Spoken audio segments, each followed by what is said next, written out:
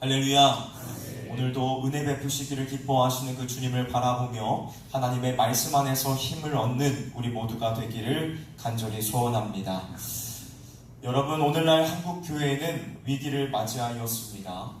세상의 빛과 소금의 역할을 감당하며 그리스도의 모습을 세상 가운데 비추어야 될 교회는 세상으로부터 오히려 손가락질을 당하고 비난과 지탄을 면치 못하고 있습니다. 그렇다면 어쩌다가 예수 그리스도의 핏값으로 세우신 교회가 이러한 지경에 이르게 되었을까요? 또 우리는 이 원인을 어디로부터 찾아야만 할까요? 많은 사람들은 교회의 부정과 부패가 교회 지도자들의 윤리적, 도덕적 타락과 변질에 있다고 생각합니다. 또 어떤 사람들은 교회가 세상의 가치관을 쫓아갔기에 이러한 문제들이 발생했다고 말합니다. 이들은 물질 만능주의, 개인주의, 이기주의와 같은 세상을 집어삼킨 거대한 시대적인 흐름들이 교회에 침투하여 세상과 구별되어 거룩하게 살아가야 될 교회가 오히려 세상과 동화되었기 때문에 이러한 문제들이 발생했다고 말합니다. 물론 이 모든 말들에는 일리가 있습니다. 이 말 속에 틀린 것은 없습니다. 그러나 우리가 여기에서 유의해야 될 것은 우리가 이 문제에 대한 원인을 단순히 어떠한 특정한 사람이나 교회에 한정지어 찾는 것이 아니라 더 근본적인 원인에 집중해야만 한다는 것입니다. 그렇다면 여러분, 교회가 힘을 잃게 된 원인이 어디에 있을까요? 결론부터 말씀을 드리자면 그 원인은 교회인 우리 한 사람 한 사람, 우리 모두에게 있습니다. 이 이야기를 듣고 왜 한국교회의 위기와 문제가 내 책임이냐, 기쁜 나쁜 말로 들으시는 분들이 계실지는 모르겠습니다만 안타깝게도 교회인 저와 여러분 우리 모두가 그 책임을 피할 길은 없습니다. 여러분, 마틴 루터의 종교개혁 이후로 개신교는 믿음을 강조해 왔습니다. 오직 믿음으로만 구원을 얻을 수 있다는 것, 오직 의인은 믿음으로 말미암아 산다는 것을 강조해 왔습니다. 물론 이 말씀 안에는 어떠한 오류도 없습니다. 우리의 구원은 오직 예수 그리스도를 믿는 그 믿음으로 말미암는다는 이 사실은 변할 수 없는 진리입니다. 하지만 그것만을 강조해서는 안 됐습니다. 예수를 믿는다면 반드시 나타나야 될 삶의 열매들도 있어야 함을 함께 강조했어야만 했습니다. 오늘날 많은 그리스도인들은 예수를 믿는 믿음만을 중요하게 생각하지 삶에서 믿는 바대로 살아가는 것을 별로 중요한 것으로 생각하지 않습니다. 그래서 세상의 방식과 유익을 쫓아 살아가며 세상의 가치관과 시선을 가지고 살아가는 것을 당연한 것으로 생각합니다. 교회 안에서의 삶과 밖에서의 삶이 다르고 오히려 말씀대로 살아가는 것을 따분하고 미련한 것으로 생각합니다. 삶 속에서 그리스도의 향기가 전혀 나지 않는 무색, 무취의 삶을 살아간다는 것이죠. 그러나 이러한 삶을 살아가는 것은 그리스도인이라는 정체성을 받은 이들에게는 전혀 옳지 않는 것입니다. 그리스도로부터 새로운 생명을 부여받은 이들에게는 전혀 합당하지 않은 일이라는 것입니다. 하나님의 말씀, 그리스도의 법을 따라 살아가는 것을 중요하게 여기지 않는 이러한 신자들을 향해 종교개혁자 마틴 루터는 이렇게 말합니다. 만약 우리가 모든 면에서 완벽하게 신령하다면 율법이 전혀 필요 없을 것이다. 하지만 우리는 마지막 날 죽은 자 가운데에서 부활하기 전까지는 결코 완벽히 신령하게 되지 못한다. 우리가 이 죽을 몸을 입고 있는 동안은 완전을 향해 걷기 시작해 계속 나아갈 뿐이며 오는 세상에서야 비로소 이 완전에 이른다. 이런 이유로 사도는 이 땅에서는 이 성경의 처음 익은 열매를 누리다가 다가올 생애에서야 비로소 그 진리와 충만을 누린다고 했다. 우리는 믿음 교리를 받아들인 사람들에게 계속 선한 삶을 살며 하나 날뛰는 육신의 공격에 지지 말라고 설교해야 한다. 우리는 믿음의 교리를 받기만 하면 자기 마음대로 살아도 된다며 건방진 태도를 취하지 말아야 한다. 오히려 우리는 흠없는 자가 되도록 온 힘을 다해 살아가야 한다. 그리 살지 못할 때엔 다시 하나님께 돌아가 우리 죄를 용서하소서라고 간청해야 한다. 사랑하는 여러분, 여러분은 지금 어떠한 삶을 살아가고 계십니까? 그리스도인으로서 여러분들이 믿고 있는 그 믿음에 합당한 삶을 살아가고 계십니까? 믿음에 합당한 삶의 열매들을 맺고 있으십니까? 정말 간절하게 바라기는 오늘 말씀 속에서 깨닫는 바 은혜대로 삶 속에서 열매들이 나타날 수 있기를 주님의 이름으로 간절히 소망합니다.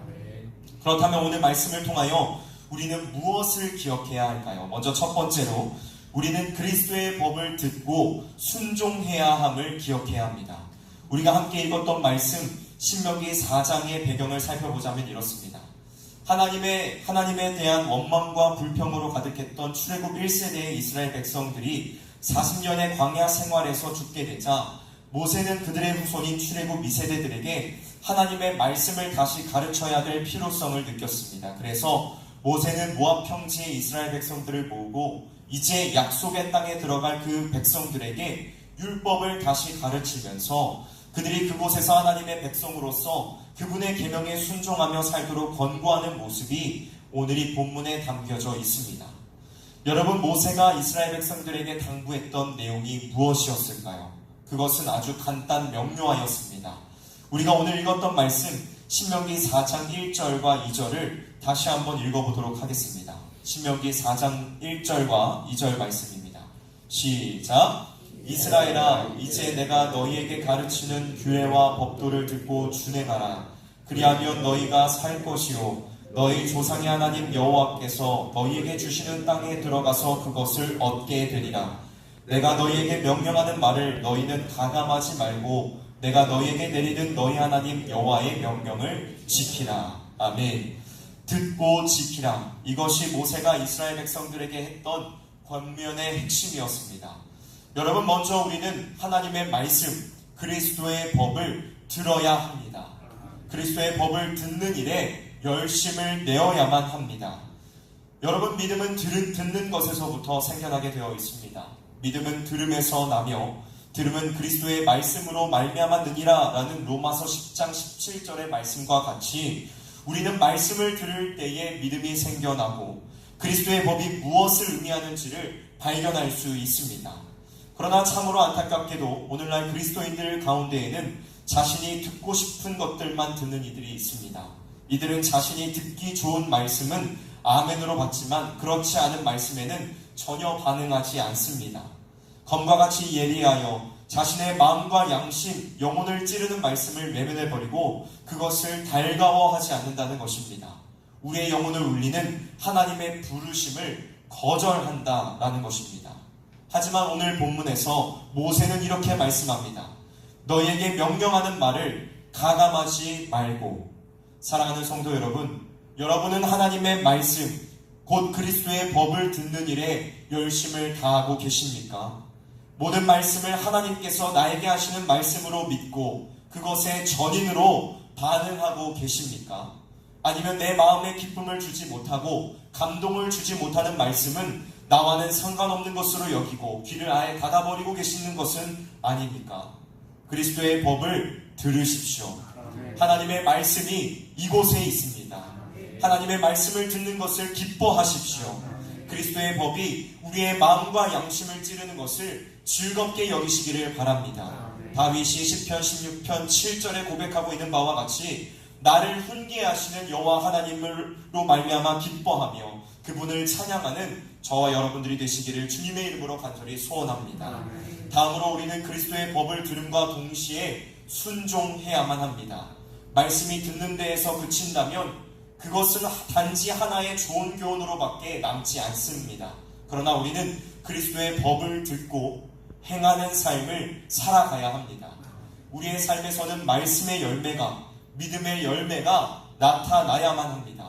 여러분, 우리가 그리스도의 법을 따라 삶을 살아가려고 하면 반드시 우리의 삶에는 고난과 고통이 따를 수밖에 없습니다. 왜냐하면 세상은 우리가 그리스도의 법을 따라 살아가는 것을 전혀 기뻐하지 않기 때문입니다.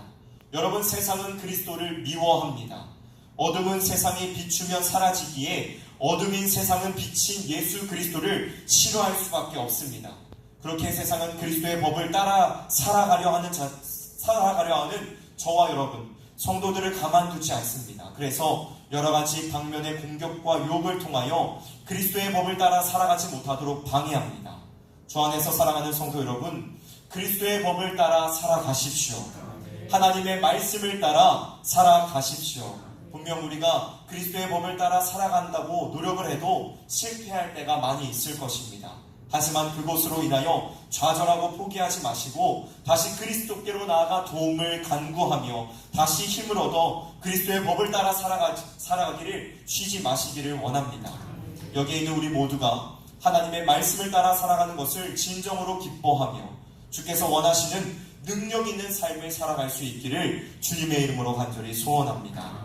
두 번째로, 우리는 그리스도의 법을 행할 때에 하나님을 사랑하는 마음을 가지고 행해야 합니다. 우리가 그리스도의 법을 따라 하나님의 말씀을 따라 살아가려 할 때에 이것이 의무와 짐처럼 느껴지면 한없이 힘들고 지칠 수밖에 없으며 또 세상의 공격과 유혹이 오면 쉽게 쓰러질 수밖에 없습니다. 그러나 우리에게 하나님을 사랑하는 마음이 있으면 쉽게 일들을 행할 수 있습니다. 우리에게 사랑하는 사람이 있으면 우리는 그 사람이 원하는 것을 모두 해주고 싶은 마음이 듭니다. 모든 것을 다 해줘도 아깝지 않은 마음이 들게 됩니다. 하나님께 하는 것도 마찬가지입니다. 우리가 그리스도의 법을 행하는 것은 하나님께 무언가를 얻기 위한 것을 목적으로 해서 행하는 것이 아닙니다. 또 우리가 그리스도의 법을 행하지 않으면 닥칠 형벌에 대한 두려움이 있기 때문에 행하는 것도 아닙니다. 우리가 그리스도의 법을 행하는 것은 오직 그분 하나님을 사랑하기 때문입니다. C.S. 루이스에게 누군가 이러한 질문을 했다고 합니다. 하나님을 사랑한다는 것이 쉬운 일입니까? 이 질문에 대하여 그는 이렇게 대답했다고 합니다. 하나님을 사랑하고 있는 이들에겐 쉬운 일입니다. 사랑하는 성도 여러분, 우리를 구원하시기 위해 모든 것을 내어주신 하나님의 놀라운 긍휼과 은혜를 기억하면 우리가 어찌 하나님을 사랑하지 않을 수 있겠습니까? 신명기 6장 5절은 이렇게 말씀합니다. 너는 마음을 다하고 뜻을 다하고 힘을 다하여 내 하나님 여호와를 사랑하라. 하나님을 사랑함으로 그리스도의 법을 행하는 저와 여러분들이 되시기를 주님의 이름으로 간절히 소원합니다.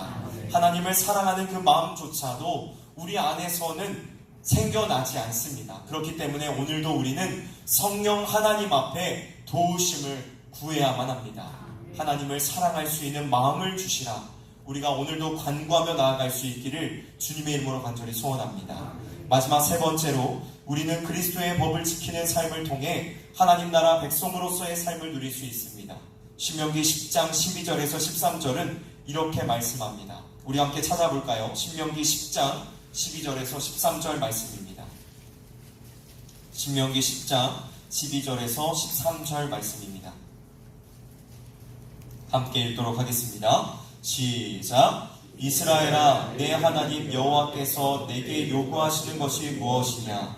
곧 내 하나님 여호와를 경외하여 그의 모든 도를 행하고 그를 사랑하며 마음을 다하고 뜻을 다하여 내 하나님 여호와를 섬기고 내가 오늘 내 행복을 위하여 내게 명하는 여호와의 명령과 규례를 지킬 것이 아니냐. 아멘.